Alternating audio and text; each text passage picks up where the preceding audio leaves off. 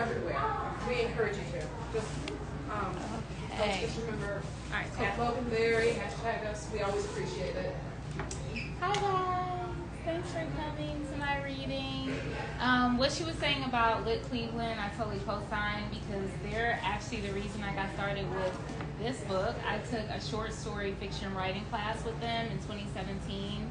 The very first story in Urban Stories is Lisa's story, and that started in 2017 at Lit Cleveland. I just finished a free fiction workshop with them, and my writing, I swear, it went from like an 8 to a 15. Like, they're amazing. So if you can get those free courses, do it. So, most of you guys know I'm author Nicole D. Miller, and this is my book, Stories for the Urban Soul. It is my first fiction book, however, not my first book. I have 2 other books self-published. They are nonfiction. So this is my bout at fiction, and I've totally fallen in love with it. I'm gearing up for my first novel, and interestingly enough, some of the stories and characters in this book will show back up in that novel. So I'm creating a world of people that look like us with relatable issues, from relationship stuff to parenting to social injustice issues, with a faith-based lens. So encouraging, heartfelt, uplifting, that sort of thing. So I'm going to be reading one of the short stories that really stands out to me. Is called Vanessa. And Vanessa is a young college student. She's self-assured. She knows who she is. She's intelligent. She's going off to college. She comes from a really good home. But she finds herself in an unhealthy relationship. So I'm just going to read the part where she's already been dating this guy and things kind of go left. Vanessa sat in her Psychology 101 class near the back. It was her first class and her actual major, and the large auditorium was full of students. I have been practicing clinical psychology for 15 years now. I love the field so much that I want to help others discover the beauty in this particular science, Professor Redmond shared on the first day of class. Today, she stood in front of the 100-something students looking flawless. From her diamond earrings, red cardigan, and black and white patterned pants, to her black Dolce & Gabbana heels, she embodied how Vanessa saw herself in the future. Vanessa listened intently as Professor Redmond discussed the ins and outs of healthy relationships and how to notice warning signs in unhealthy relationships. She tried to ignore the weird flip-flops her stomach was producing. Remember, I offer personal counseling sessions for anyone interested, so feel free to use the cell in your syllabus, Professor Redmond informed. Also, we will have a quiz on the reading, so be ready. Vanessa took notes, highlighted her syllabus, circled the cell phone that was listed, then hurried to get to her next class across campus. The day flew by with one class after another. Breathing deeply, Vanessa crashed her back to the wall and closed her eyes when she finally made it to her room later on that evening. When she opened them, she was shocked to see Rico waiting for her. He stared at her silently, a grim expression on his normally attractive face. "How did you get in here?" She frowned, thinking Cece must have forgotten to lock the door. "I have my ways," he answered sluggishly. He looks awful, Vanessa thought. Rico's eyes were bloodshot, and his hair was disheveled. He must have been drinking, she deducted. "Why you not answering my calls, Vanessa?" he slurred. She slowly closed the door behind and puffed out a sharp sigh. "Rico, you know Mondays are my busy days this semester. I didn't even have time to breathe, let alone call you." She sat, took off her shoes, and started unloading her books on her desk. Rico moved fast and had a firm grip on her wrist before she could even respond. "Ow, you're hurting me!" She caught his hand and looked up at him with a pained expression. "Don't blow me off. You lying to me, ain't you?" He stared at her and she fought to free his hold. "Let me go," she said, but he only held her tighter. Her heart started beating fast, and the beautiful brown eyes she had come to love glared angrily back at her. "You think you're gonna do me like they did, don't you? Huh?" He jerked her and she fell on the floor. "Give me your phone," he commanded. She rubbed her wrist, trying to relieve the pain. "What? Why?" She looked at him confused. "So I can see your texts." He reached for a messenger bag and rifled through until he got what he wanted. "Rico, you tripping, and you drunk. Stop acting like this." She looked out the side of her eye, trying to figure out how fast she could get to the door. He was standing over her, and she didn't think she would make it. He grabbed her face, placed it in front of her phone screen to unlock it. "You still talking to Tony, huh?" "What'd I tell you about that?" he said, while reading through her text. He then yanked her on the floor and made her stand in front of him. "Me and Tony are just friends. There's nothing between us." Vanessa breathed heavily and frantically searched for something, anything she could use to protect herself. "What is going on in here?" Cece stood at the door looking confused. Rico immediately let go of her arm and Vanessa stepped away from him. She locked eyes with Cece and didn't have to say a word. "Get out of here, Rico," Cece said, holding the door open. Rico's face softened. "Nessa, I'm sorry. I just had too much to drink." He looked at her apologetically, then rubbed the back of his neck. Vanessa looked down at the floor, massaging her wrist. "Get out now before I get the RA," Cece said, now more firmly with her hand on her hip. Rico smacked his teeth at her and left. "Girl, you okay?" After locking the door, Cece hurried over to her friend, and they both collapsed on top of Vanessa's brilliant violet comforter. No, I'm not." She leaned her body against her friend's and let the tears flow. Cece held her tight and rocked her as if she were rocking a child. So that's the end of that scene, I guess is how I'll put it. I really enjoyed that particular story because it shows that you never know what situation you could end up in. Vanessa's the type of character that kind of checks off all of her check boxes, and it just seems like she has such a stable background that she would never find herself in a situation like that, but she does. One of the things I do with this book is I have a section in the back called Lessons from the Characters. So I tell the reader things that I want them to get out of each character's story, themes, and tips that they may have missed. So if you get the book, definitely check out Lessons from the Character. So another short story, this one's much shorter. I could only read part of Vanessa's because it's much longer. But another short story that stands out to me that I want to share is called Asia. And so one of the things I do with my stories is I don't always give this ideal ending. So I know like we all like the fairy tale endings, a nice little rom-com that's feel good.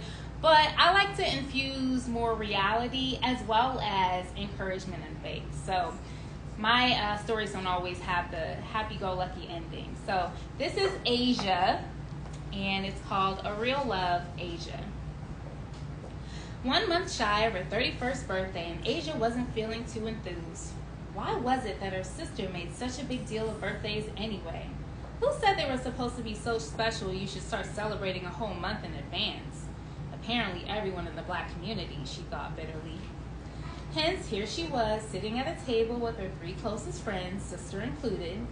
A stack of 20 stuck to the top of her dress, practically screamed that it was her born day. Crossing her legs, the form-fitting black dress, which she found earlier that afternoon while shopping, clung tightly, tasting each luscious curve. "Hey, make sure you put on some high heels with that thing," Samantha had told her in their shared fitting room when she bought the dress. Her own voluptuous figure was clad in a white skimpy thing. Asia shook her head, her thick auburn curls accentuating a heart-shaped face. "Sam, I don't need heels. I'm already tall enough."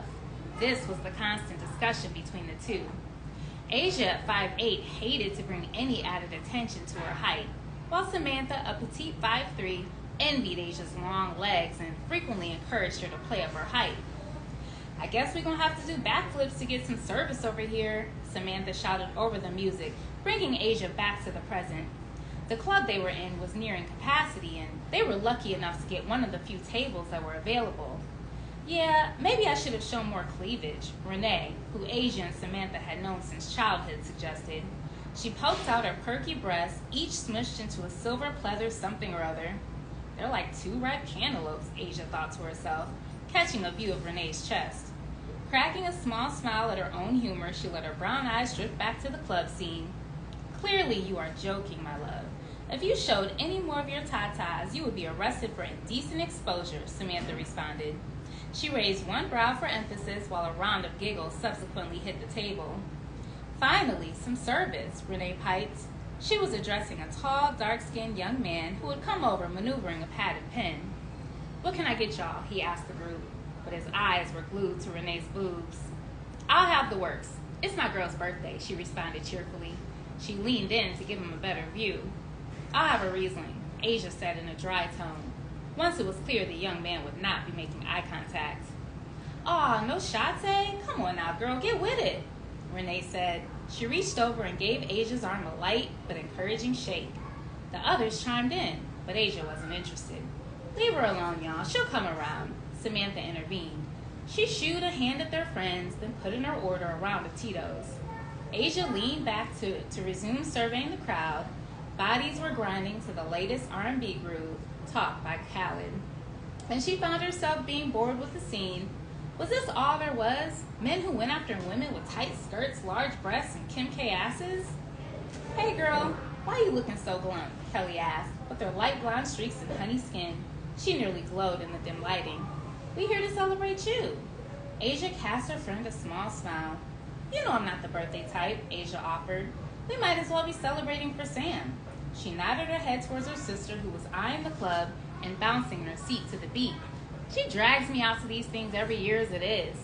Now sis, you know it takes you a minute, but you always end up having fun. Samantha moved over and put her arm around her sister, pretending to smother her in kisses. Asia laughed and fate pushed her away. Sam was right. She did usually end up enjoying herself. But this time she wasn't sure if that would be the case. Girl, you need a night out with the girls more than anything. You know what they say, to get over an old love, you just need to get under a new one. Renee chuckled, her coffee brown eyes sparkling with mischief. The other ladies nodded in agreement, but Asia wasn't so sure. She was fresh off a breakup. Why was it that she couldn't seem to find the right guy?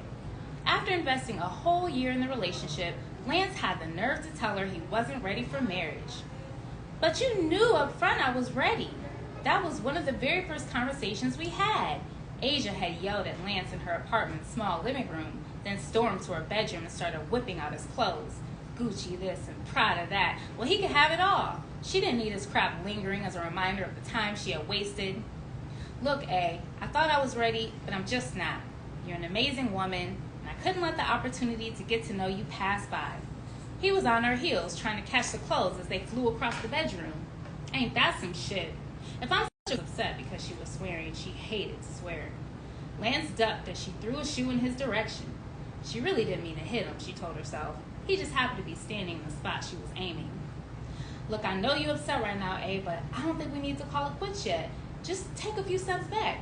His arms were full of clothes, and his tall, lanky frame had the nerve to look endearing. He was one of the few men she had dated that she could actually look up to. I mean, why we gotta get rid of the friendship? She rolled her eyes and pulled out the last of his things from the closet, finding a crate to dump them in. Please, at least do me the decency of not giving me the let's just be friends line. In fact, let me just save you some time. You want a friend, and I want a spouse. Shoving the crate in his arms, she steered him towards the door. He stumbled a few times, but caught his balance. She was stronger than she looked. Hey, I'm sorry, I really am.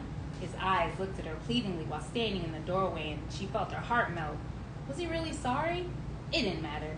She had to save her dignity. Goodbye, Lance, Asia said, then slammed the door. All I'm saying is, if Mr. Right comes in tonight and sweeps you off your feet, you gotta give the man a chance. Renee's voice interrupted her thoughts, causing Asia to snap back to attention. Her friend was trying to support her argument on the need to rebound quickly.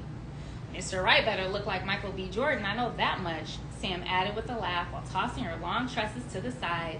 Just then the drinks arrived. Girl, you know that's right, Kelly said, reaching for a shot glass. Y'all, I am so not ready for another good-looking brother who wants to take up my time, wet my panties, and leave me heartbroken. Nursing her wine, Asia fell back in her seat, feeling frustrated. But was Lance really that good-looking, though? Sam raised an eyebrow and grinned. That's all you heard? Asia looked at her sister incredulously. I mean, he was all right, Renee added, as if Asia hadn't said a word. But really, it was that job and his fit that was banging. She threw her head back, swallowed her shot, and immediately her face scrunched up. Exhaling deeply, she grinned at the group, the fiery, tangy liquid doing its job. Yeah, he was about a 7, but girl, you could pull an 8-9 easy, Kelly said. She gazed at her friend up and down, and even had the nerve to have a straight face when she said it. Asia burst out laughing. Y'all are ridiculous. I'm not even going there with what y'all have dated. She crossed her legs and shifted uncomfortably under her friend's scrutiny. Oh, we've all been guilty of the squinch your eye, look at him from the side, cock your neck, and maybe he's cute, dude, Renee said, expelling a hearty laugh. Girl, or give him a haircut, put him in some nice clothes, and douse him in aftershave? Sam threw in, her large oval eyes shining with humor. Asia doubled over in laughter. Her friends always had a way of lightening her mood. Or maybe it was the wine. She was almost done with her drink. What's so funny? A deep voice asked from behind. He was so close she could feel his breath tickle the little hairs on her neck. Asia turned to see a chestnut-skinned brother with a bald head holding a drink and a smile. Oh, you know, girl talk, she managed. He was fine. And not just the squint your eye, cock your neck fine. He was fine. And his eyes made her think of 2 deep pools of chocolate. Is that right? I understand. Girl code. He chuckled lightly before taking a drink.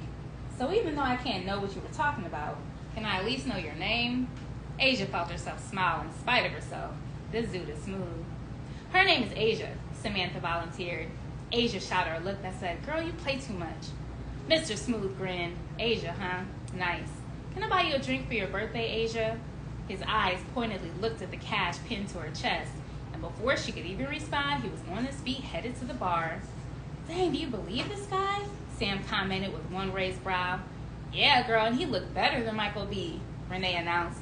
She was drooling over him from across the room like she was an inmate on death row and he was her last meal. The group laughed. Asia was shocked herself and didn't know what to think.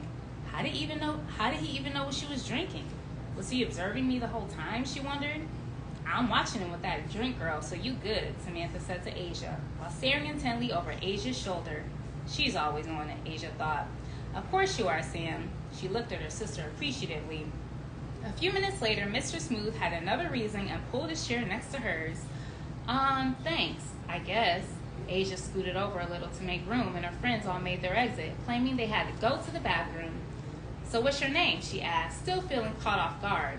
She took the drink he had ordered and let the liquid play on her lips. She was definitely starting to feel the alcohol. Derek, but my friends call me D. That's cool, because my friends call me A. Now, isn't that a coincidence? We already have something in common. Maybe we're meant to be. Derek licked his lips and sized her up. She was happy she took her sister's advice on the heel since his perusal included a double assessment of her legs. Well, Derek, what do you do when you're not hitting on innocent women in clubs? Derek smiled and took a drink of some dark liquid he had swimming in a glass. Now are you really that innocent, Asia? I feel like you might be a little out of my league. He rubbed his chin, somehow managing to make even that small gesture look feverishly sexy. Asia chuckled, warming up to him. Yeah, I'm a little high maintenance, she admitted. I'll give you that. But I still enjoy simple things like biking or a walk in the park. Cool, he interrupted. I like those things too. But I also appreciate the typical candlelight dinner by a nice fire. I am definitely romantic. Derek ran his eyes over her again with a hungry expression. That's when she noticed the tan line on his ring finger. I'm sure that's a quality your wife would appreciate, she said simply and took a sip of her wine. Derek raised an eyebrow but didn't miss a beat. Well, we are separated, so she doesn't really get the benefit of my romantic gestures. Samantha, Renee, and Kelly reappeared and took their seats. What did we miss? Sam asked with a big grin. She held her hand out in his direction as if he were a display on The Price is Right. Oh, Derek here was just telling me about being separated from his wife, Asia responded. Sam frowned and the other girls glanced at Derek. Is that so? Yeah, well, you know, things happen, he stumbled. Marriage ain't easy, so we have an understanding. For the first time that night, Derek didn't seem so smooth. Oh, I understand, Asia said. I understand you and I are not meant to be because you belong to someone else. Sitting up a little straighter, she leaned towards him, placing her hand over his. Derek looked surprised but allowed the gesture. Let me give you some advice, D, because I'm going to be your friend right now, so I like to call you D. She paused and measured her words carefully. Go home to your wife. Work things out and fight for your marriage. Fight like hell. Because any woman that allows you to walk around and hit on other women while you're still married has probably been through hell and back with you and is damn sure worth fighting for. So I will end there. What I appreciate about that story is it's addressing a standard in an unlikely environment. So the main character, she's out, she's kicking it, she's having a good time, she's fresh off a breakup, she's vulnerable, but she still has enough guts and tenacity and character to turn down another woman's man. So that's kind of the message of that. All right, thank you guys for listening. Good job. Thank you. Hello, my name is Mary Cole Watson, and I wrote the book Wisdom Warriors.